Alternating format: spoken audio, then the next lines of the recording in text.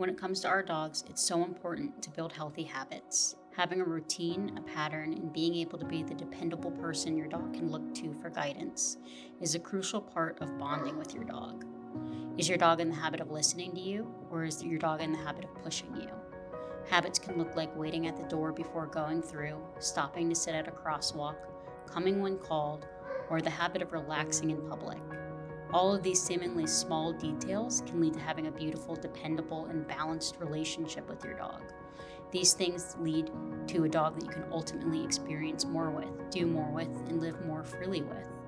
That all starts with creating patterns that help your dog understand your expectation, which bonds you and your dog on a much deeper level. So as you live with your dog, what can you start today to help you work toward the goals you have with your dog?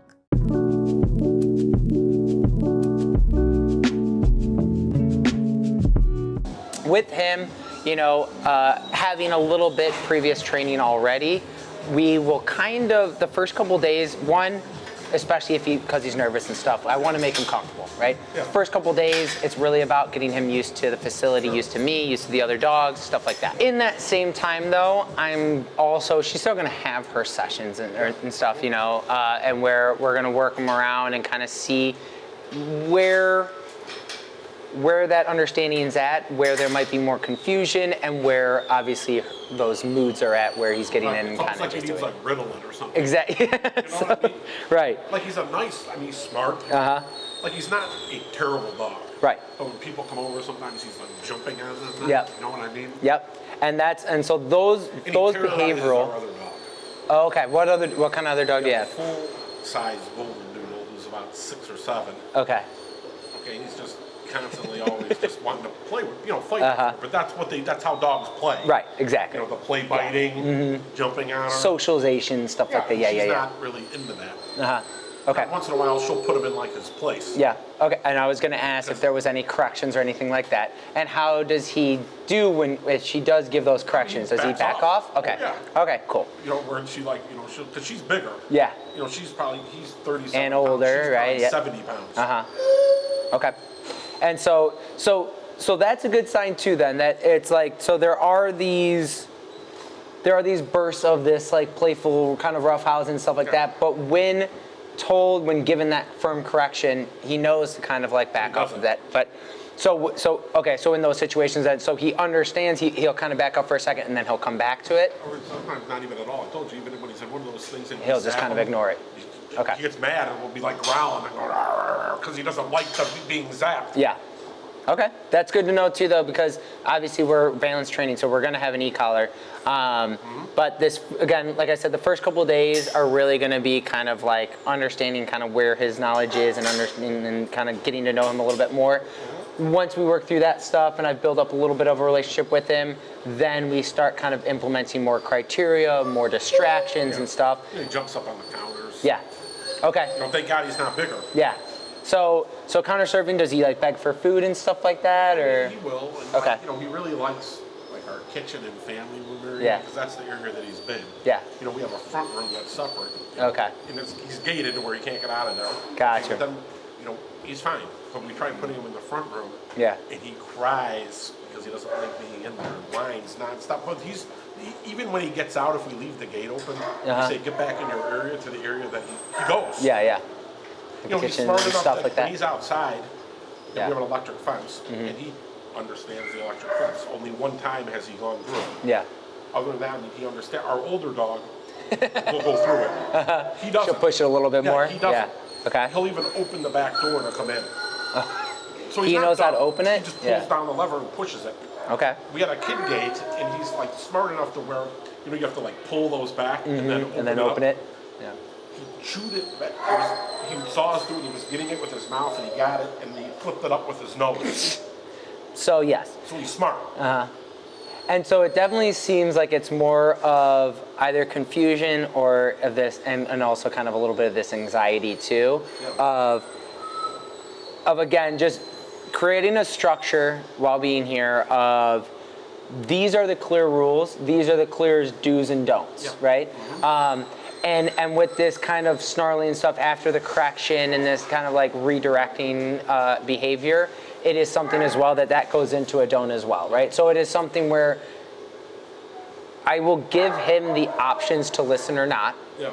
But there are consequences to not listening, and there are benefits to listening. Right. So, and that's really kind of the message that we try to get to the dog, right? Is these are the rules and stuff, and it's not that he needs to be in a command at all times and whatever throughout the house, but it is when the baby starts crawling and starts playing with toys and stuff, leave him alone, right? And if you do so, perfect, fine, no problem. If you don't, then there are consequences we'd rather to be it. able to keep him around the baby. Exactly, right. But not alone. You don't leave any dog out alone. No. But with people there, we don't want to have to keep them in a cage or anything like. Right. You know what I mean? Yep. You want to have the confidence and you know and the trust to be able to do so, and as well as him, he wants as long as we can open that communication, that line of communication of listen, man, this is what you do and don't, right? Then again, it's up to him, right? And if he listens, perfect. You can have him out with guests, and they can be awesome. They can be a great time and do what you want, right? If it is something that we need to correct and we need to do this stuff, then that's what we need to work on. And there are options too. You know, obviously, first time having guests over, if it is something where he seems really anxious and stuff, and you do have that success for first couple minutes, perfect. And then once you start seeing if he does continue to get stressed or whatever, or you're entertaining your guests and you don't have time to focus completely on him and your guests, then you go and put him up in the crate or something, right? So it's all about kind of, again, opening that line of communication for both of you guys. And once you're able to do so, again, he clearly is a smart dog. So it's not necessarily the understanding part that we're worried about. It is the consistency, right? And that's what we'll kind of work on. On a board and train, whether it's jumping, barking, crate anxiety, gnawing at the bars or pawing at the bars or scratching at the floor, or, you know, trying to kick the gate or anything like that. No. Even if the dog doesn't really have any other previous training, and Snoop actually does, he did do a 1 week training session somewhere before here, but it is something that I am making a consistent kind of routine already where this small stuff just isn't going to fly, right? So whether it might be the jumping, the pawing, the scratching, the barking, whatever it may be, and regardless of where it is, I do want to start correcting for it as soon as possible.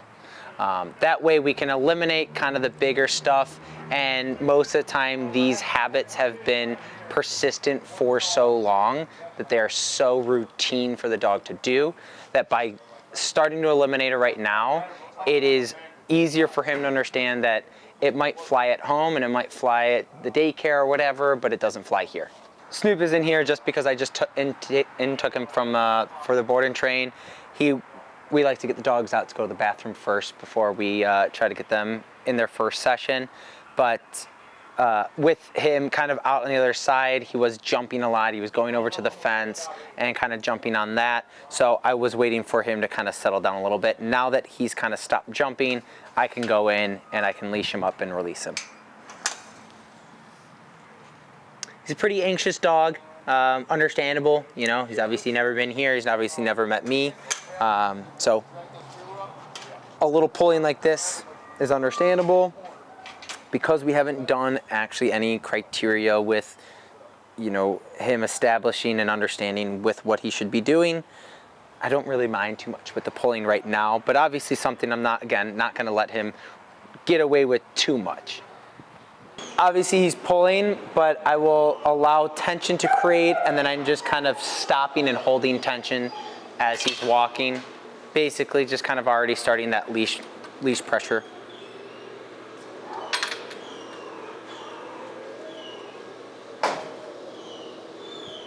Now with me, for my first session, or when I'm intaking a dog, regardless of the dog's reasonings for be here, the goals and everything, you know, I like to try to, as much as I like to try to create a structure for our training as soon as possible, I do also like to obviously create a relationship with the dog as soon as possible as well. So I like to bring the dogs into the training room and let them get a little bit more comfortable, especially if the dogs are a little bit more anxious and nervous around either me or the facility or the other dogs or my other coworkers and stuff. I think it's really important just to kind of let them get an idea of the room, get an idea of the place without being so restricted as to the leash. So we're gonna go back here, we're gonna see if this room is open, and if it is, give him a little bit of time to walk around. With having him being a little bit more relaxed in here, you can kind of see he has a little bit more freedom to do so. I do like to keep the leash on the dogs too, just in case if they are a little bit more anxious. It's less invasive to have to grab the lead and kind of walk with them than having to either call them over and releash them up or grab them by the collar or whatever it may be. No? So already this kind of jumping, now again, he's already done some previous training as well. So he has this basic understanding, I believe. He's a very smart dog, so he definitely has a good understanding or a general understanding of what no means. But it is a matter of consistency and making it clear that every time he's jumping or every time he's barking or every time he's clawing at the crate, we are being consistent with giving that correction, so that way the behavior or the need or the want for that behavior obviously goes down. So I like to just kind of hang out, give him some attention, let him know I'm on his side.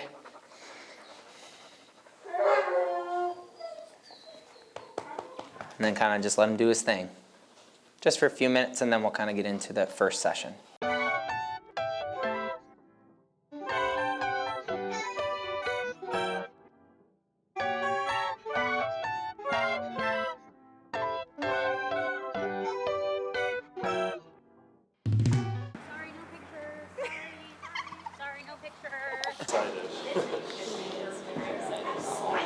Yeah. How's the week gone, or the last week and a half or so? It's been good. We've been practicing the off-leash stuff. No, sit. Practice some of the off-leash stuff.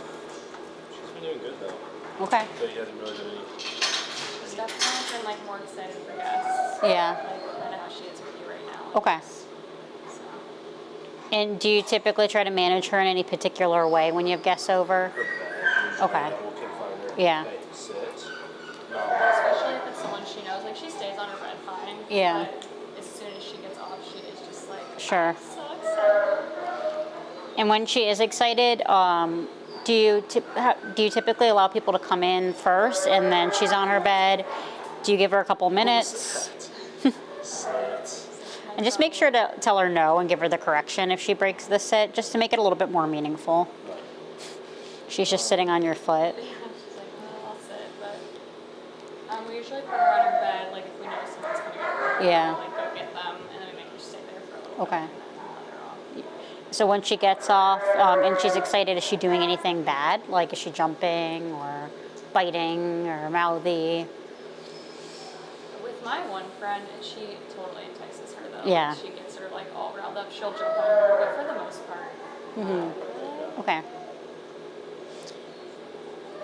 Yeah, you can just like keep an eye out for her jumping, and even if somebody is enticing her and she jumps, you can still correct that, because naturally you're gonna have those friends that are like, you're like, hey, don't do that, and they do it anyway. So once they see that the correction is still being given and you're still following through with it, they're gonna be like, maybe I should not entice her to do that.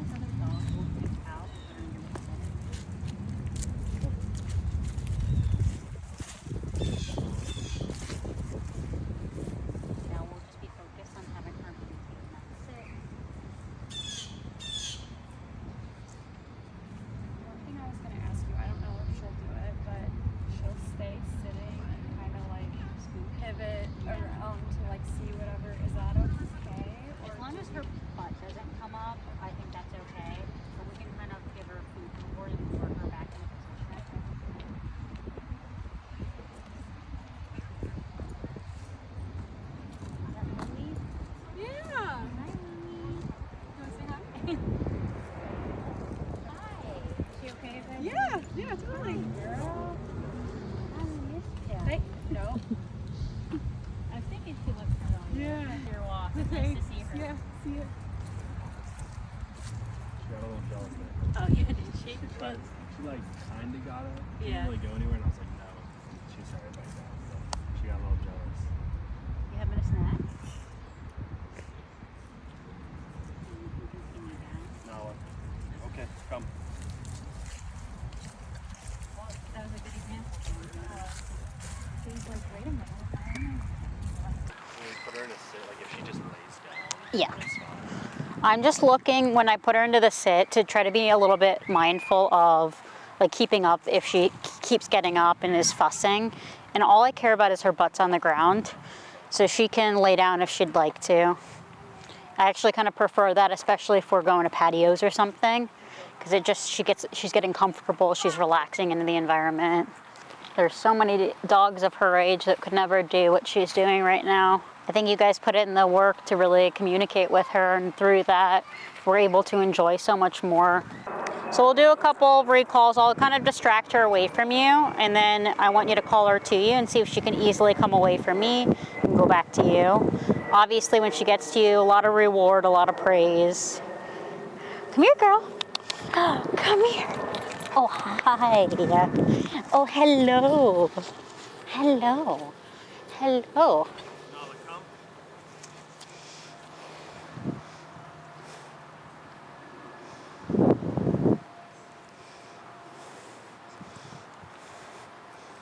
Okay. Go on.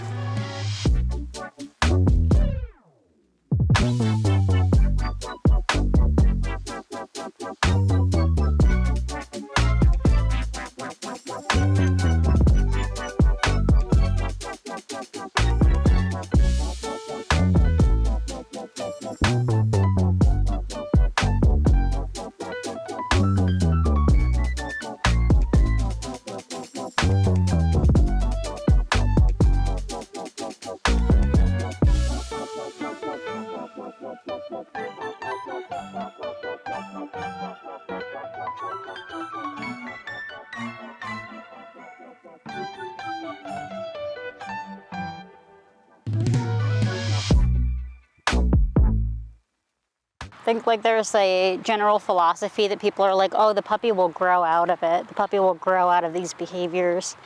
And that doesn't happen. It's just like in those early stages when we start to see a puppy's performing bad behaviors and we're excusing it all the time, it just becomes a habit at that point. So it's nice to enter or work with puppies as they're developing so we can curb those habits from happening and ultimately like have a beautiful life with our dogs and reduce the risk of any serious things coming up or having owners be empowered enough to work through those things. Generally, we see a shift in dogs around 2, like the 2-year mark, just because they're fully developed, hormones are changing a little bit, but you guys have all the right tools necessary to be able to, grow with her. And she's got some really good habits she's working on. I actually prefer my dog now than to when she was a puppy. When she was a puppy, she kept going through fear periods where she was very fearful of things.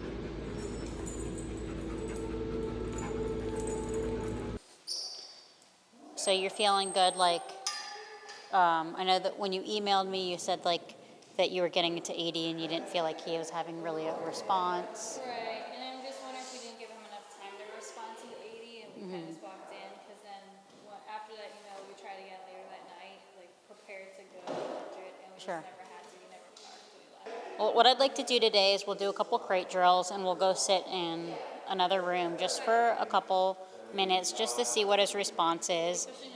Yeah. And I want to see if he escalates to the point of needing the correction. But I know that like barking, you live in an apartment, right? So it can be really difficult to deal with that barking. Yes, yeah. Have you ever had a neighbor complaint? Not yet. Okay. So good. We want to avoid that at all costs. And we want him to feel healthy and comfortable in the crate and like it's a safe space. But if we start to begin to correct some of this now, then lifelong we're gonna have a lot less to deal with like the barking or the neighbor complaints. And I never want us to get to that point. Part of me think like, I don't know, we just spend so much time with him on the weekend, and then Monday's like a shop. They're rough, man. Yeah, yeah. I would definitely immediately start grading him out when you go to work. And I know that's a hard, Building the time. yes, yeah, So we've got an hour and a half. Sure. We'll try like 3 or 4. yeah, Just to know we're close by if anything ever. yeah. But agreed.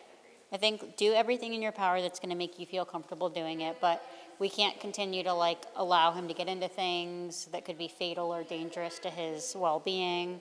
And you know, anything Beagle is going to find anything that we leave out, even if we think that we're putting it away. So the safest space for him is going to be in his kennel, and we can guarantee that he's not getting into things. And if a side effect is a little barking, I'd rather have him barking than be sick or destroy things. I'm just going to get him comfortable going in and out a couple of times like we've done previously. Come on, bud. Crate. Come on. Good. Good job. Okay. Come on, Rem. Good. Remy, crate. Good.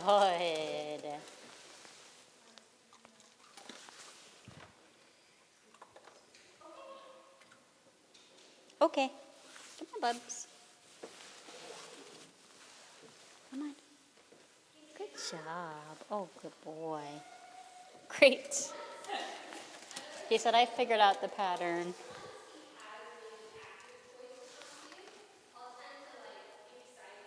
Good. Okay. Come on, Rem. Come on, buddy. Good. Great. Yes. He's just anticipating that we want him to go in. There's nothing wrong with him performing the task before we ask. As long as, like, even if he does it, that I'm still verbalizing, like, crate. Because without the command, like the bed or the sit or the crate, I always want to start the command. And crate is the start of the command. Okay is the end of the command. Okay?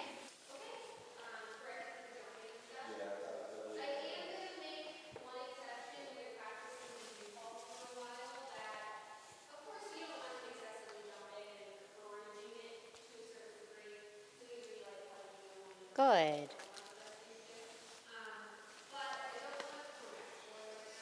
Okay. Come on, bud. Remy, crate. Good.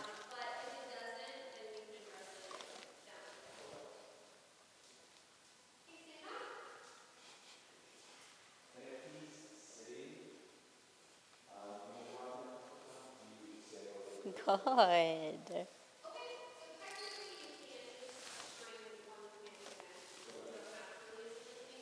Okay. Good job, buddy. Great. Good.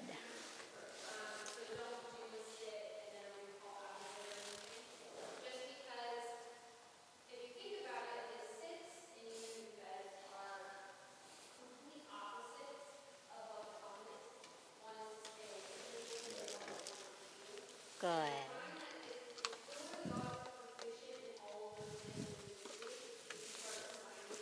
We're going to put the door on now, buddy, okay?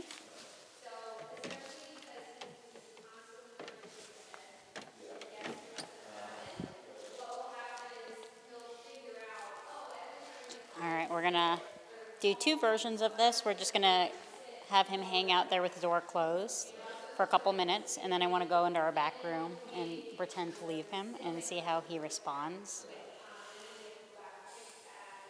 And I think we talked about like down the road, if we're really concerned about the barking, you can always like invest in a bark collar that will automatically correct him when he barks if it is an issue. If that's like the biggest thing that if your reason why you're not grading him currently, it might be something to consider. But I want you to continue creating him while you're home. Yeah. And like, And I think he probably will be okay. We just haven't. yes. Yeah. Sure. Yeah. Yeah. I think he's getting more comfortable with it. Like, this is so much different than the first time we did it, where we really had to use a lot of pressure to guide him in. And now he's like, I get food in that thing. And he's like, sign me up. I will go in. And we're still creating a positive association with it. But like you had asked me in the email, you were like, how should I react when I come home? And if we're always coming home and we're like, Remy, I haven't seen you, and we let him directly out and we're really excited, that's going to be a really exciting time for him. Or vice versa, when we're leaving, if we're like, Remy, I'm sorry I'm leaving you. I love you. I'll be back. He's going to have such a harder time with us leaving. Whereas, like you mentioned, putting him in the crate before you leave, like 15 minutes, and then just neutral. So we don't talk to him, we don't sit near him, we try not to say goodbye to him. And my goal here is not to be harsh with him, it's just to create neutrality in the crate, rather than getting him amped up and then being like, all right, bye. And then, of course, he's there and he's like, I don't like this. He said, it's so easy to look at, like, that version of him and be like, oh my God, I miss my poor baby, he's so sad. But in his mind, he's probably like, I'm just chilling. I think cameras in like nanny cams can be excellent to like keep an eye on our dogs, but I've gotten in the bad habit of really checking mine, and then I have no control over what's happening, and that can cause a lot of anxiety for the human side of things. So my best recommendation is like check your camera once maybe, but try not to be checking it all day long. As we're moving through the barking, because that can be like, if you know he's barking, you're at work and you know you cannot get home, you're just going to think about it and make yourself more anxious. So just maybe commit, let's check him one time around, I don't know if you have a mailman that comes to the door or things that could maybe trigger some of that barking. I guess like we have a walker that comes around 11-ish. Okay. Should we tell, once we actually get this going, Yes. have the walker put in the crate? Yes, yeah. Yeah, I would instruct her to like try to do the same thing, putting him in the crate, but I would crate him as early as tomorrow and just like try to cold turkey it. You can do it. I just wonder, so in terms of the dog walker, because I haven't talked to him, like how should I instruct him to put him in the crate? I would just say like use the leash to guide him in the crate, and then make sure he removes the leash before he leaves. So try not to like, with some of this stuff, I feel like we can tend to overthink it as on the human side of things, and we're like, oh, I have to get to this point before I can put him in his crate, or he has to be better at his barking, where you just have to get started. And getting started, you're going to realize like, oh, that wasn't that bad. And when you do come home from work, although it is tempting to immediately go get him out, like I would suggest giving him like 5 to 10 minutes to calm down, and then getting him out. And when you do get him out, it's okay to be affectionate with our dogs, but I don't want to go overboard and really excite him. So he's not associating our presence with this like high arousal state, and he can be a little bit more neutral with these things. And that's just to focus on building a better Remy. You know, everything that we're doing now is intentional, that we can help him work through some of the anxiety. Because that barking's not fun for him, you know. He's Do you being, think he'll be okay without the sniffing mat? yeah, Okay. yeah. When I had my beagle, I really focused heavily on enrichment, and I was like, she needs enrichment to be able to settle into the crate. She needs enrichment so she doesn't get into the trash. She needs enrichment. And I was like, enrichment should be a reward, and it shouldn't be given to dogs to prevent them from doing another behavior. So like I wouldn't give her the peanut butter lick mat because I was having a guest over and I didn't want her to jump on them. I would just correct her for jumping, or come up with some kind of something she could depend on that would be a little bit adversive to her, rather than trying to like, it's like giving a kid an iPad so they don't scream at the dinner table. So he'll be okay without his sniff mat. And then when you get home and you want to give him a little bit of time with that, feel free to do so. But I just don't want to look at enrichment as preventing him from, you know, doing behaviors we don't want him to do. Yes, yes. And I still to this day do a lot of enrichment. I do a lot of Kong wobblers, and we do a lot of that. But my dogs, I feel like, are in a really good place right now where it's given as a reward. Or some, at night when I've been like, you've been a good dog all day. Also that, like, if we excite him right before we leave, like we give him that, he's going to kind of be in the mindset to search for more. And that's just how a beagle works, is they're looking for more. So after he's done with his sniff mat, he's going to be like, where's more? And then, yeah, and then that has him like kind of searching for things and looking throughout your apartment, rather than just being satiated with being in the crate and being calm and creating a version of Remy that's able to kind of chill out for a little bit while we're working. And you guys have done your due diligence. You have a dog walker come over, which is, I'm sure, brings you a lot of relief to know that he's nice and safe with the dog walker. He's getting out a little bit. And then you can enjoy your time with him at home when you get home. Okay, so then tomorrow when we crate him, should we wait, like, kind of account for the time where we listen and correct as needed? Yeah, I would say correct as needed at this stage, and don't be afraid to go higher level for that barking, because like as you described in your email, sometimes starting lower and then incrementally going up can be really frustrating to a dog because it just keeps happening. Whereas if I can give one more firm correction right in the beginning, that's going to alleviate my need, hopefully, to have to keep correcting over and over and over again, because the first correction was motivating enough to him to stop the behavior.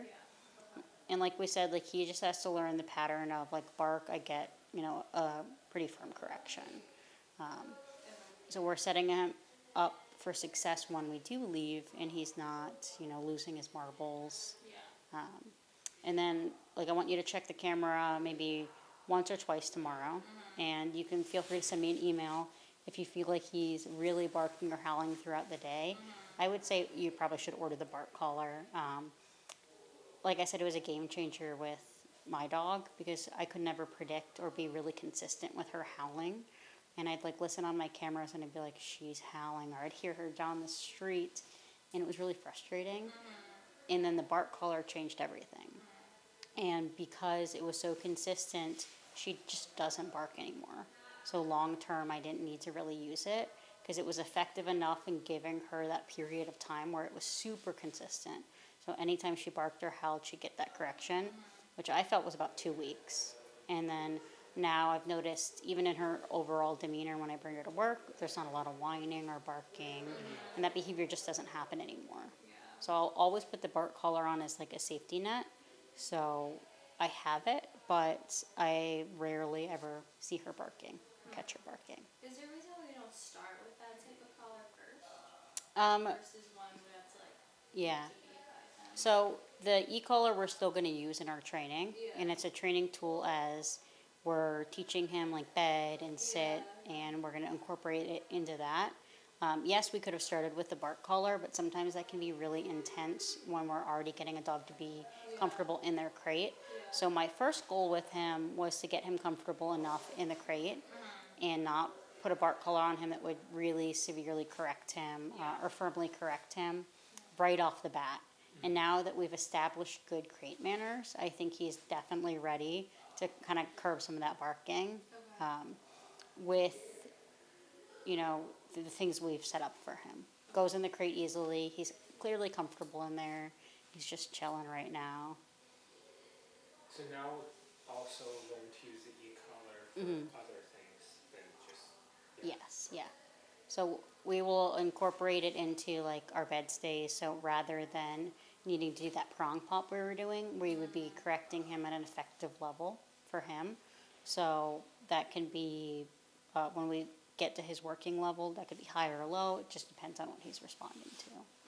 And then we'll be using it if we do have a goal of like getting him off leash eventually, getting him like running around a field. That will be a very effective tool in getting him to come back to us. Yeah, I would love to be able, because he walks well with us until there's another dog around, like you saw in the parking lot, like, and then that happens and you have to really correct.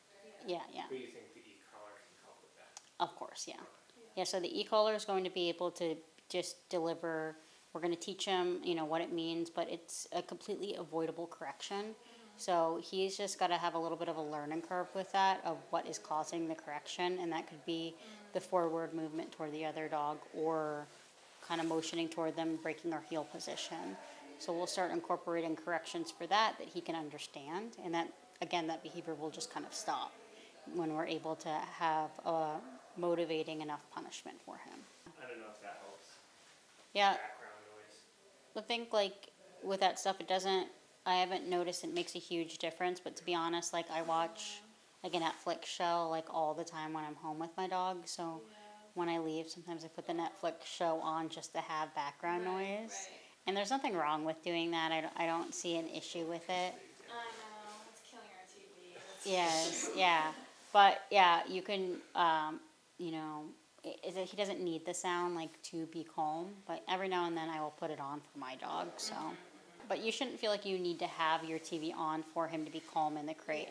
Sometimes I'll just do it if I'm going to be gone for several hours, and, you know, it's just something in the background. But I don't feel like I need to do that every single time to keep my dogs from barking. Oh, one other question. We went to like a friend's house, and he was good. He sat under us for like 3 hours, and then at some point he ran and like pooped in another room. Oh, And so we're wondering if like buddy. should we bring his like mat or bed and just have him sit there, or maybe once he learns sit, it'll be better. Yeah, once he learns sit, like we can have him sit, or you can bring a bed if you'd like to. But the key is if we're going over to a guest's house is to keep him on leash and with you at all times. So he's physically unable to go to the next room.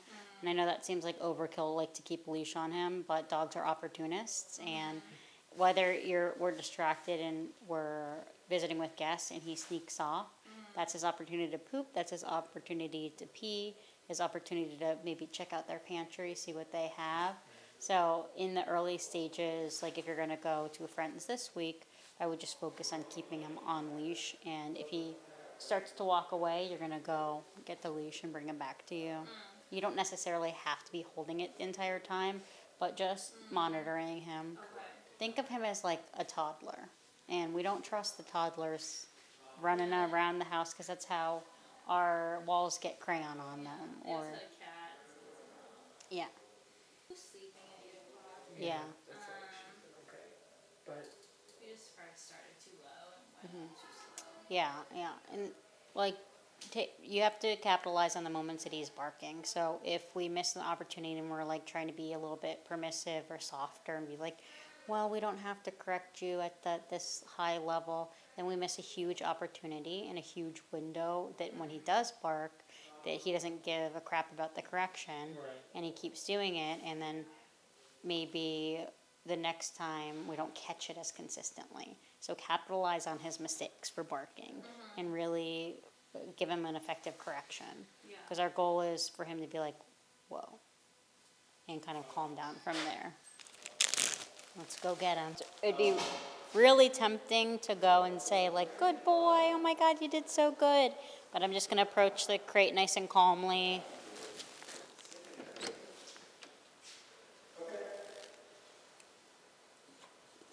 Okay. Good job. And I can still tell him good, but I'm going to be neutral and not use like a high-pitched voice or get him really excited by a lot of petting.